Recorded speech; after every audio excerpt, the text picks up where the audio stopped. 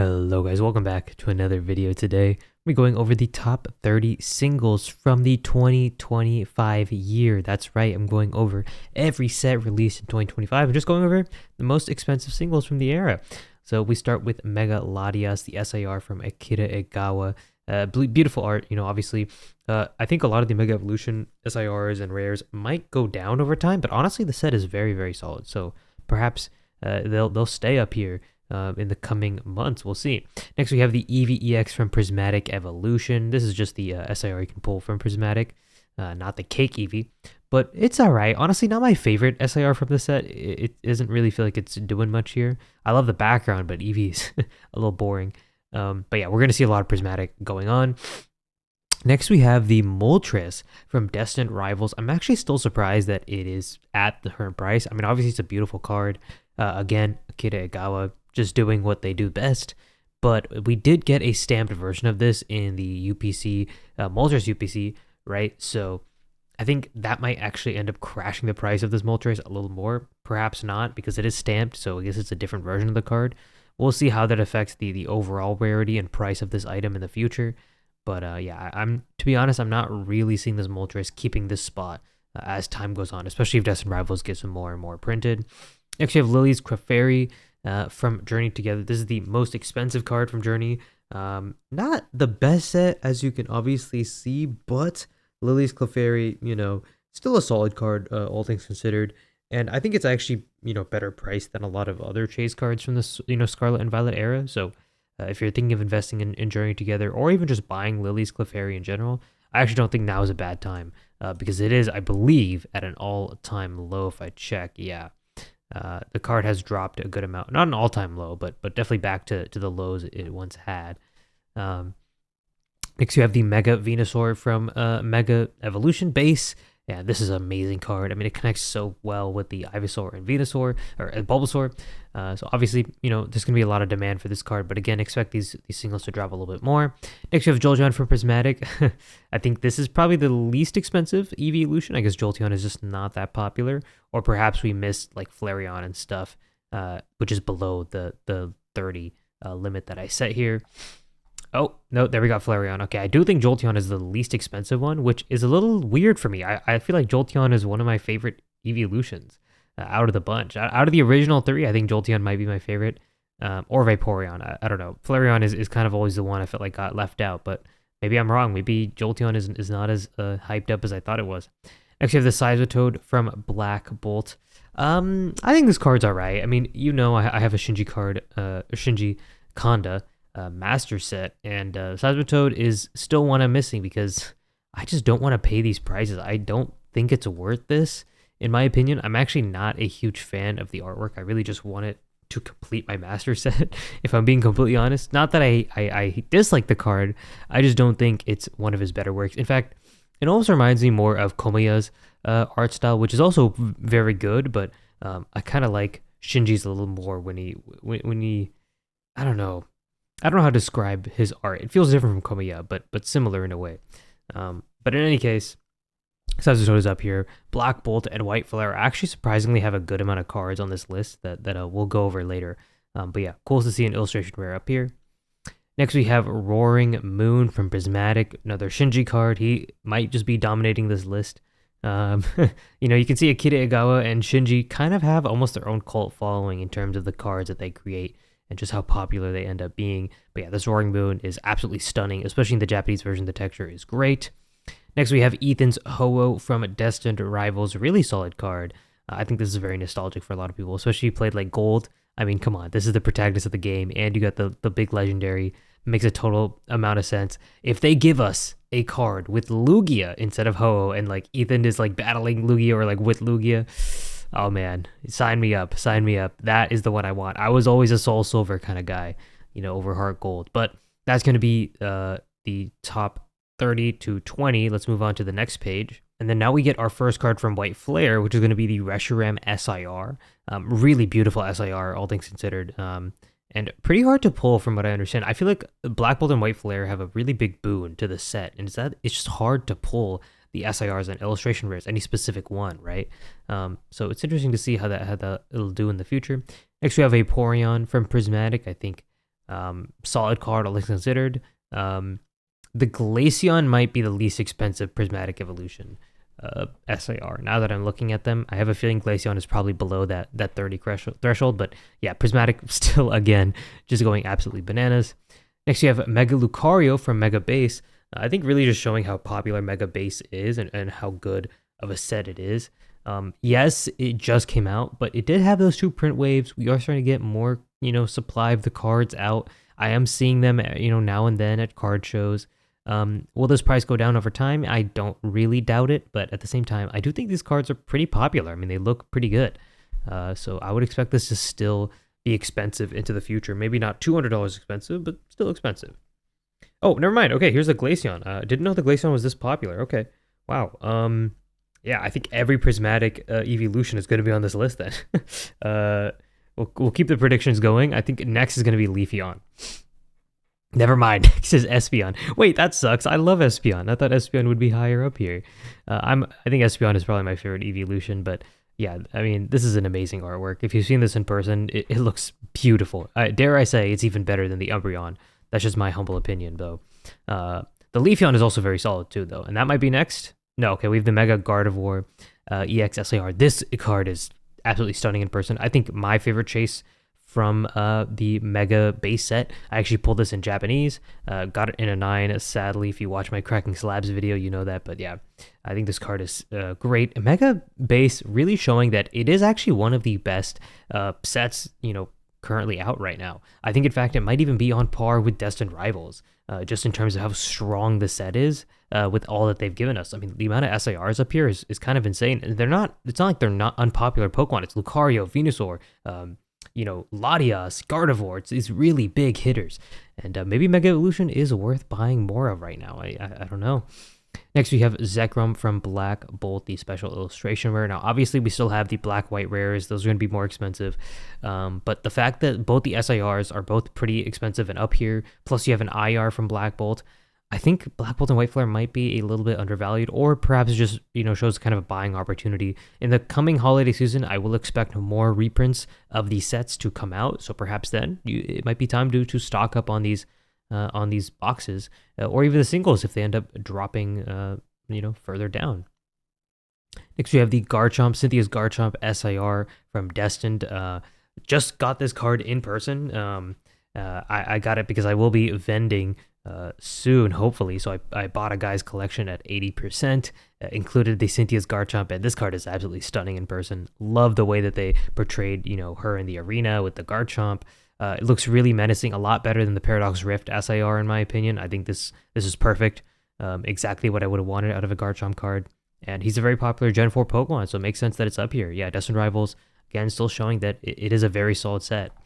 Next, we have the Leafeon, okay, from Prismatic. I was kind of right? The next evolution was Prismatic. I'm going to guess the next one. Do we have any others left? No, the next one is going to be Sylveon, I think. Yeah. All right. Then we have the Gold, right? We brought out the Gold cards in Mega.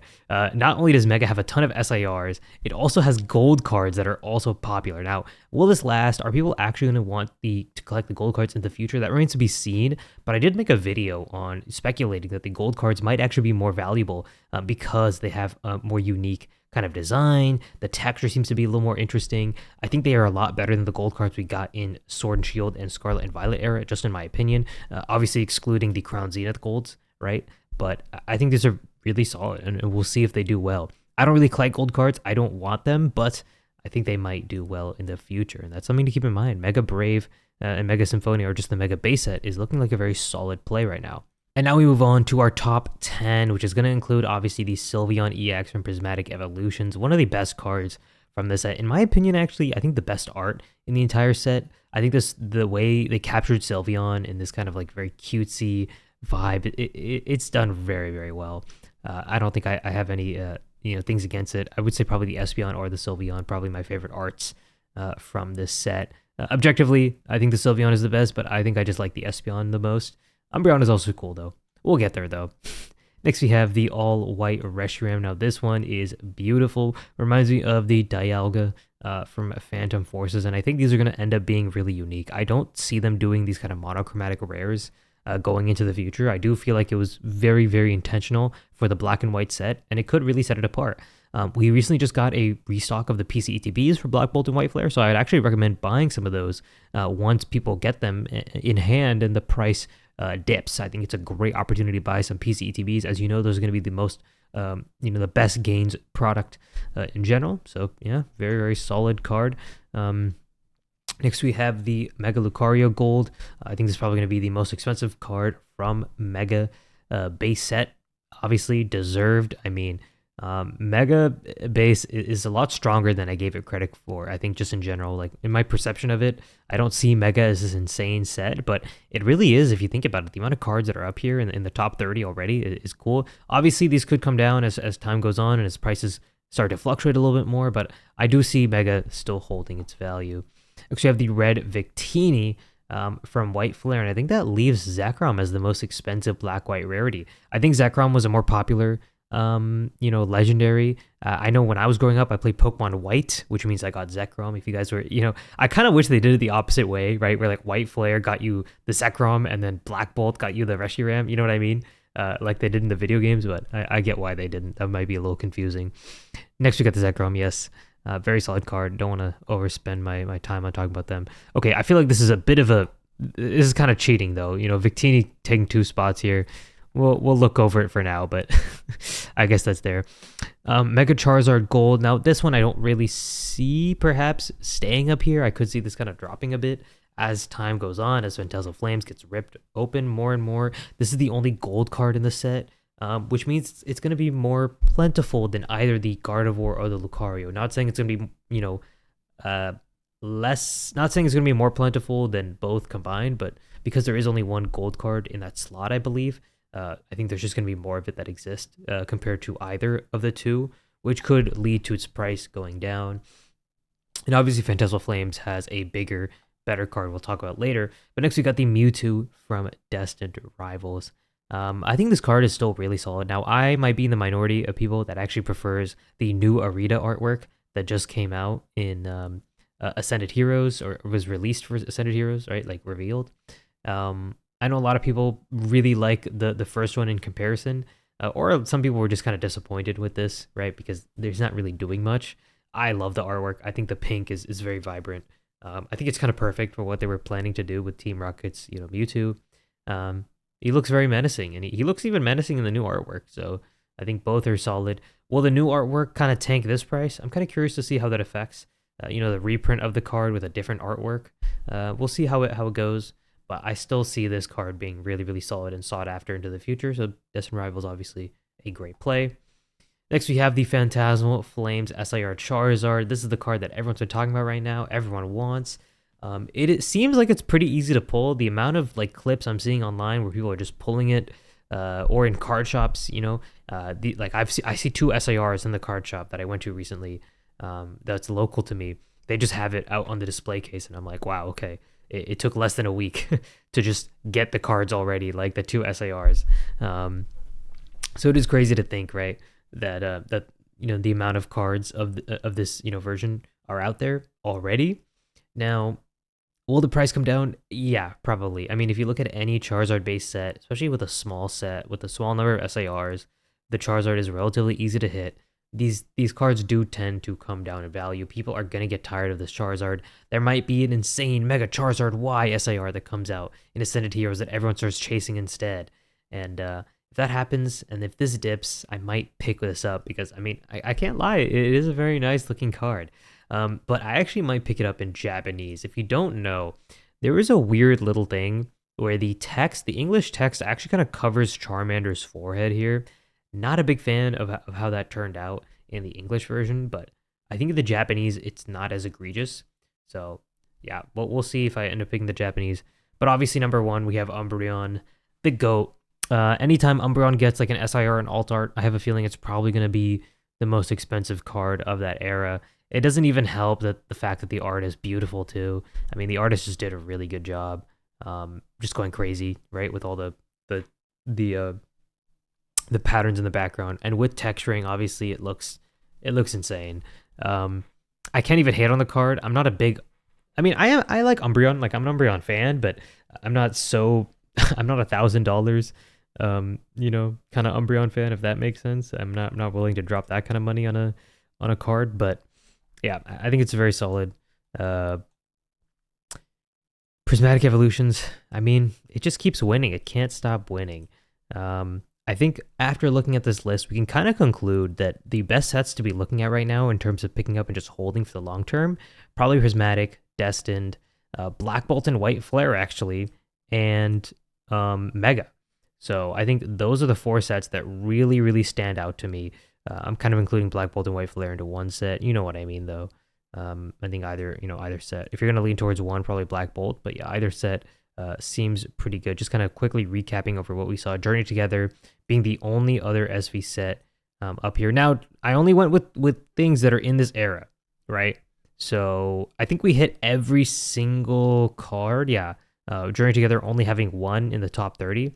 Now, if you just wanted to, we can quickly see what the other cards, like from Paldean Fates, from Shattered Fable, and 151, where they land. So including every card from the SV era as well. We can see that Bubble Mew actually lands in third place. I'm just going to quickly kind of go over the previous list. We can see Greninja lands up here. The Pikachu SAR is up here. The Charizard from Paldean Fates. Magikarp from Paldea Evolved. Charizard above the Garchomp. But even then, the list is dominated by Prismatic, by Black Bolt, White Flare. Surging Spark kind of making another appearance here. Paldean Fates. Paldean Fates, I think, is still it's insane. I mean, the amount of the fact that it only has 3 SIRs and all SIRs are above $100 is it's crazy to me. Obviously, Prismatic you see a little bit more of here, and yeah, I think overall, the only things that really change when we include all of the SV sets is just the addition of more Paldean Fates singles. You got 1 Twilight Masquerade single and 2 kind of Surging Spark singles. Obviously, you get the big chase card from Paldea Evolved and from 151. And I think 151 Sealed is going to do amazingly long term. The prices of the cards obviously are much lower, just given the fact that they've been printed so much and so heavily, but they will come up in the future, in my opinion. But kind of barring this, this is a very, I think, kind of edge case scenario. Barring, the fact that 151 is printed so much, I think Paldean Fates looks like it's also in a really strong spot. Same with Paldea Evolved. But yeah, overall, I think this kind of gives us a good indicator on what sets will be really good to invest into and what to just look into. Let me know what you guys think about the top 30 cards from this year of 2026 in the comments down below. Make sure to like, subscribe, and I'll see you guys later.